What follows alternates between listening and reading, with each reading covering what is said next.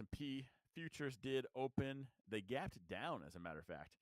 So futures are open right now. You can trade those. Gap down. We're bouncing right out of this yellow box. I am long this. I'm long the NASDAQ.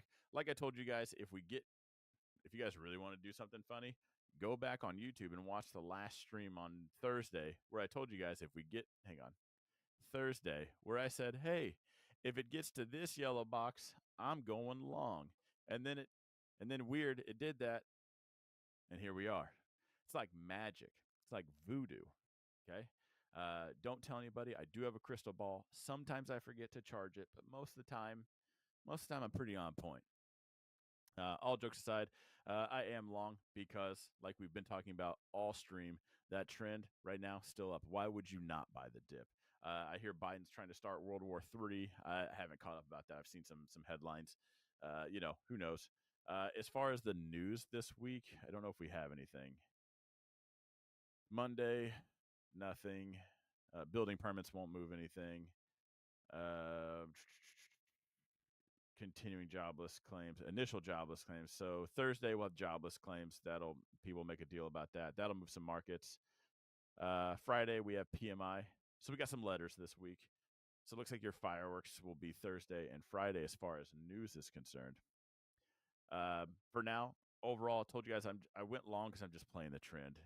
Until that red candle is really followed by another big one, you just gotta buy the dip. Honestly, I was annoyed that we haven't even had this dip in the overall market in so long. Like, that felt like forever. You know how annoying it is to be in your chat like, oh, what are you doing? I'm just twiddling my thumbs, waiting for a pullback because things just kept going up. I didn't want to buy at highs. All right, as far as the NASDAQ. So on that Thursday stream, I pointed out that zone and this zone, and I'm long both of them. Sorry, not long both of them. I'm just long the NASDAQ right now. I am in NQ calls, and I have QQQ call options for this Friday. So hopefully we keep this energy and we're rocking and rolling. I guess I do have to worry about this zone right here because some sellers might show up. At that point, I'll have my stop in the green, so I'm not too entirely worried about it. I'll have to tighten it up when it gets here. Do you know how annoying it is to make money day after day after day? It's incredibly annoying. The worst part about this is how annoying it is to be a successful trader, but then just to watch some goober come online. He's like, hey, I bought this dumb coin, or something like that.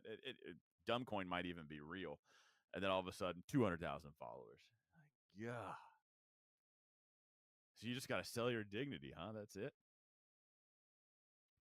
Anyway, Grandpa Dow. I'd have to be long this one, I think. This is my alert to go long right here. So if you guys are ever looking at my charts and you see this little tiny white dashed line, that's my alert. When that alert goes off, my watch vibrates, and then I just take the position. There's no point in staring at charts all day long. I'm typically on the 4-hour time frame. That's what these yellow zones are. Blue is hourly, more for managing positions. Hang on. I'm just starting out. Bought Doge like everyone else. Is Forex better? Ooh, that is a loaded question. That is a completely different asset class. So I do trade all of them. I don't trade meme coins, and I actually don't even trade crypto. I buy Bitcoin and Ethereum every week. But I will say this. Maybe I'm biased to myself. You can come on here and ask me Forex questions. But I would be very cautious of who you're following when it comes to Forex. Because before crypto, Forex was the breeding grounds for scams. And now there's meme coins where they can just do it in front of your face.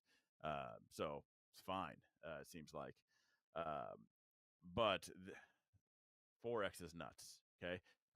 While billions of dollars exchange hands in the stock market every day, trillions of dollars do it in Forex. That's where banks go to manipulate other banks. You think they're going to notice you at all? You're out of your mind. There's nothing moving like a meme coin when it comes to the Forex market. Again, that's the big daddies. You are essentially an ant in an elephant stampede, but somehow they never just pass you up. You were constantly in the middle of an elephant stampede. So it's the one thing I would say paper trade, because while it looks like red and green candles, you think, I got the hang of it. That one will actually be different. I would say paper trade that one, kind of just stick to the major pairs. Don't go in. I can't tell you what to do. I would not go into the exotics. There's 9 major pairs. Just stick to them. If you can't make money with that, don't worry about going to the exotics. Don't worry about trading the peso or the ruble or whatever. Just no. Let's see. Big banks like little banks. They do. With institutions investing for long term, do you see a different cycle this time? We talking crypto in general? Yes, but that's also why I'm in Bitcoin. I do think things are very different. I'm very heavy. It's no secret, very heavy into AI stuff. Um, uh, Honestly, I'm sounding a whole lot like Tom Lee. He's got the magic words right now. I was kind of making fun of him, not of him in general, but his plays as far as like small cap goes. He was calling out the Russell, right? He was going to town on that thing. Broke it. Tom Lee, come on. Now you got to go. This is Tom Lee's call. He says IWM to 300 by the end of the year. So that's when I say I'm joking. I'm just like, this is the plane that's got to go on. But he's saying all the right words. He's like whispering sweet little nothings into my ear about AI and tech. Uh, Tesla right now running after hours on Robinhood, so it's up $10. So we're at 330. I paper traded crypto a year and a half ago. Took 100 to a million, but live is way different. Yes. Yeah, one, there's fees. The thing with paper trading is you will get instant fills whether liquidity is a thing or not. You're not paying gas fees or anything like that, so no. I will. Plus, there's also no emotion involved. I'm telling you guys, if I could just somehow get some 12-year-old, if I could put trading on an Xbox controller and just say, hey, get the high score. You can play the green candles or the red ones. Do that, and I'll buy you all the PlayStation games you want or the newest Xbox. I'm telling you, that kid would kill it. I would fund that account right now. The second we know it's attached to real money and you trade your time for that money, things get very different. I mean, money is very triggering for a lot of people. So you put in a little bit in there, all of a sudden, everything changes. You're questioning the questions, and you could spiral that out of control, but things get significantly harder.